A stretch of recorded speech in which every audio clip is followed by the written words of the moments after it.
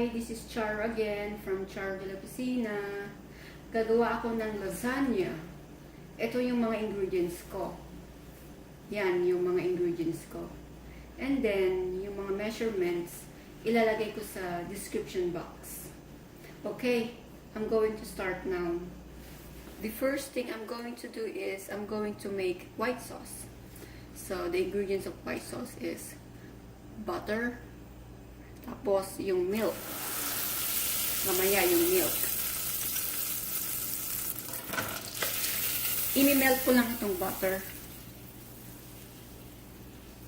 Ayan. Pag yung butter is melted na, so i-add natin yung all-purpose flour. Pero ano lang, slowly lang.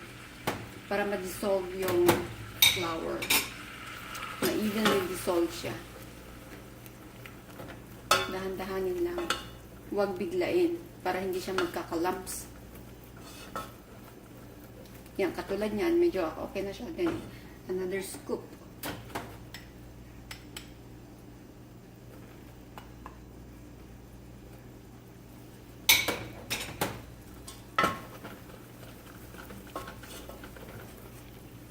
When it is evenly distribute the all-purpose flour and then yung butter, pwede natin ilagay yung milk. Pero ano lang, slowly lang. Katulad yung kanina. Para ano, hindi siya magkaka-lumps.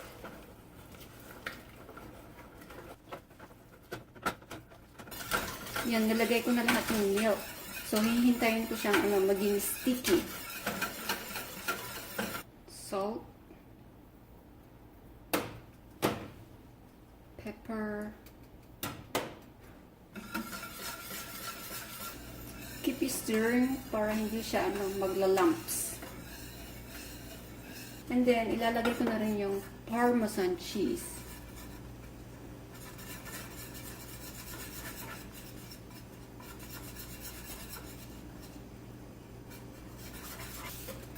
Ayan okay na to. Malapot na siya Ayan. Okay na siya. Yung next, yung tomato sauce naman.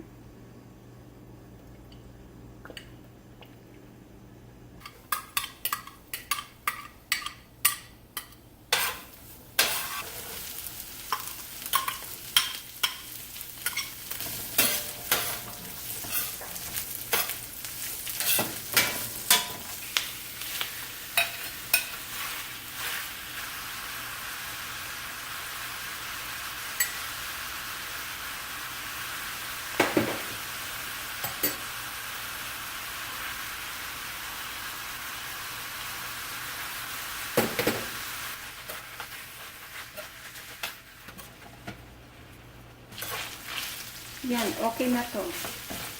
Okay na. So, ilalagay ko na itong tomato sauce.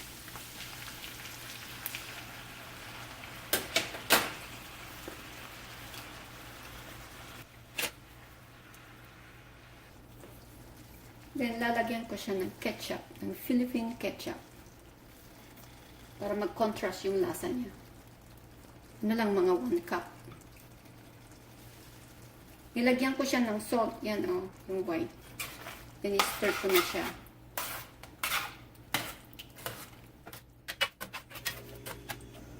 Brown sugar.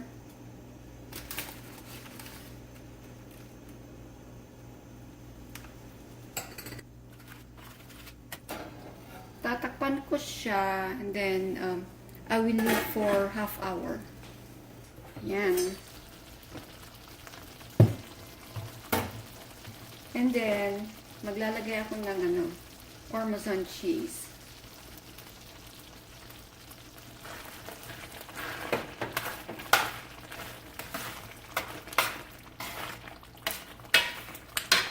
And then, yung cilantro.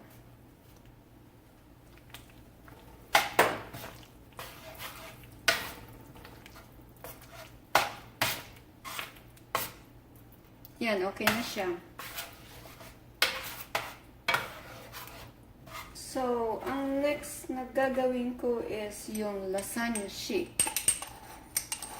Yan, magbo-boil ako ng lasagna sheet. So, lalagyan ko siya ng salt. And then, small amount of oil. Regular oil lang to. Ayan, kumukulo na siya.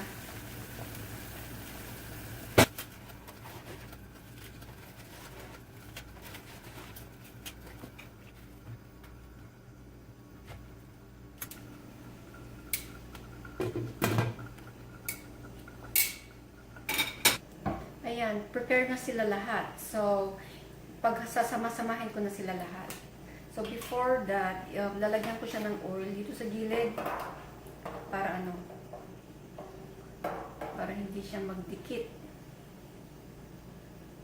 Para madaling ma-scoop yung lasagna kapag na-bake na siya. Dito lang naman sa gilid.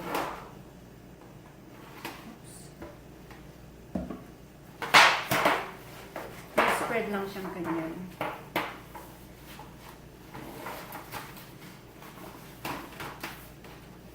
Okay, simulan ko na. So, ang gagawin ko is, I think, lalagyan ko siya konti dito. Ito muna ang unahin ko. Lagyan ko lang siya ng, spread ko lang siyang ganyan. Para sa bottom, may na siya, may lasa. Yung lasagna sheet.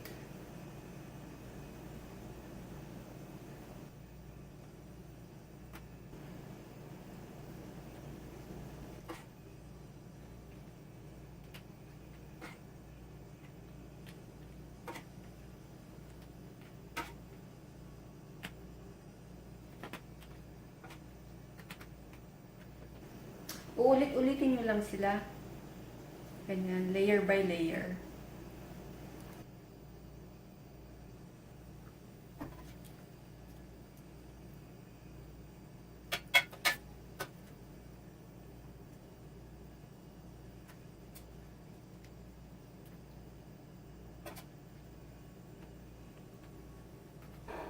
The rest, ilalagay ko dito, itong container na to.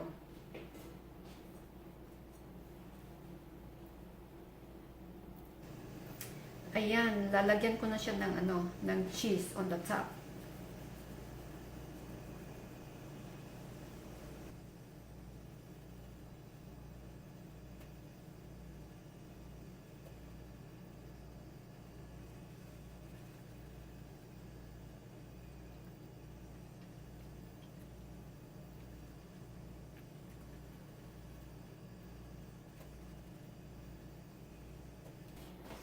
Ayan, bago ko siya i-cover, lalagyan ko muna siya ng oil para hindi magdikit yung cheese sa aluminum foil. Konti lang.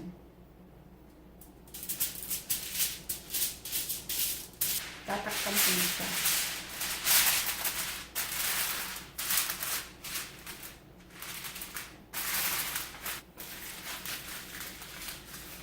Yan, i-bake ko na siya sa oven. Yan, na-melted na yung cheese.